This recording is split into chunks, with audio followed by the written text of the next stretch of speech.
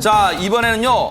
어처구니 없는 얘기를 좀 해보겠습니다. 어제요. 서울 구파발 검문소에서 발생한 총기 오발 사고인데 그러니까 50대 경위가요. 네. 그 검문소를 지키고 있는 감독관이라고 합니다. 네. 그러니까 경찰 신분이고요. 경위가 장난을 치던 과정이었다고 해요. 네. 그러니까 생활관에 의경들도 같이 있는데 네. 의경 3명이 있었다고 합니다. 네. 근데 의경 3명이 자기들끼리 빵을 먹고 있었다고 해요. 네. 그러니까 왜 너네 나만 빼놓고 빵을 먹냐라고 네. 하면서 빵 먹을 수 있잖아요. 그 실탄이 네. 들어있는 권총에 안전 고무라고 있답니다. 방아쇠가 네. 쉽게 당겨지지 않게 하는 우리 백 안전 교수님 뭐 잘 고무가 아시겠지만, 있는데 네, 네. 그 안전 고무를 빼서 네. 이제 비어 있는 줄 알았던 거예요. 보통 통상적으로 첫 발은 비워놓고 그 다음 거를 이제 공포탄으로 하고 네. 그 다음 걸 이제 실제 실탄을 놓는다고 네. 합니다. 그래서 비어 있는 줄 알고 이제 신용만 한다면서 쐈는데 네. 그게 왼쪽 가슴에 관통하면서 실탄이 나간 거예요, 실탄이? 그렇습니다. 그 자리에서 20대 그 상경이 네. 숨지는 그런 사고가 있었습니다. 네. 경찰 이 담당 수사한 형사과장의 이야기를 한번 직접 들어보시죠.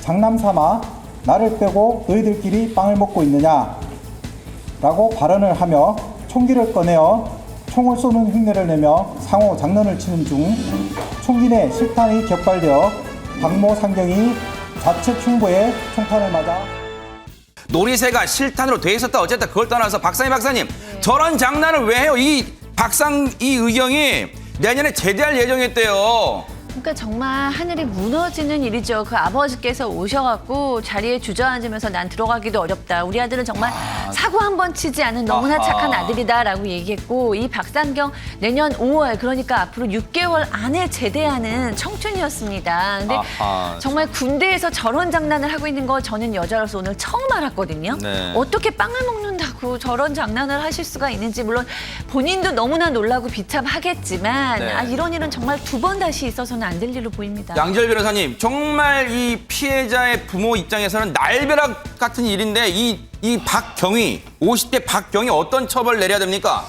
사실 이게 좀 하늘을 원망할 일이죠. 그러니까 뭐냐면 이 사람도 살해할 의도가 있었던 건 아니잖아요. 물론 어떻게 그랬겠죠. 보면. 그래서 네네. 이 형사처벌로는 과실치사 정도밖에 안 돼요. 그럼 그게 어떻게 되는 거예요? 그게 최고형이 2년 이하입니다, 사실은. 그러니까 왜냐하면 일부러 그런 건 아니라는 건데 너무나 어처구니 없는 일이어서 어처구니 없잖아요, 뭐 진짜. 형사처벌의 문제는 아니지만 네. 참 어처구니 없 정말 하늘을 원망하시겠네요, 부모님. 양 변호사님도 말문이 막힐 정도로 지금 어처구니가 없습니다. 백 교수님. 네. 네. 평상시에 그 의경들 굉장히 잘 착하게 대해주고 조카 같다 이렇게 하면서 그 확인을 해보니까 굉장히 잘 대해주고 또 아주 잘 따랐다고 합니다. 의경들이. 그런데 이제 그 대기실에서 빵을 먹고 있는 걸 들어오면서 평상시처럼 장난을 한다는 것이 그 놀이새가 당겨지는 그걸 빼고 그 막는 그 네. 방지하는 걸 빼고서 신용을 네. 한다는 게 결국 격발이 돼서 사망이 됐는데 네. 일선에서 총기를 대부분 휴대하고 있고 또 총알을 장전을 하고 있거든요. 네. 하기 때문에 제가 앞에서 말씀드렸지만 4대 장난 네. 절대 하지 말아야 됩니다. 그러니까요. 특히 가장 첫 번째가 총기 네. 사고거든요. 맞습니다. 네.